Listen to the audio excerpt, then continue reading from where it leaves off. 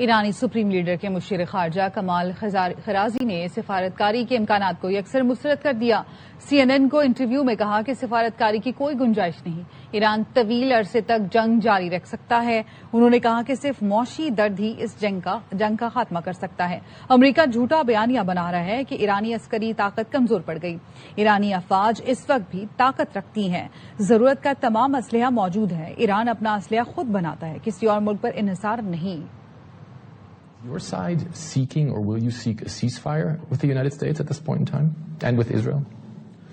I don't see any room for diplomacy anymore, because Donald Trump has been deceiving others. How does all of this end then? If you say right now there's no room for negotiation, President Trump says he wants complete surrender. There's no room unless the economic pressure would be built up to the extent that other countries would intervene to guarantee this termination of aggression of Americans and Israelis against Iran.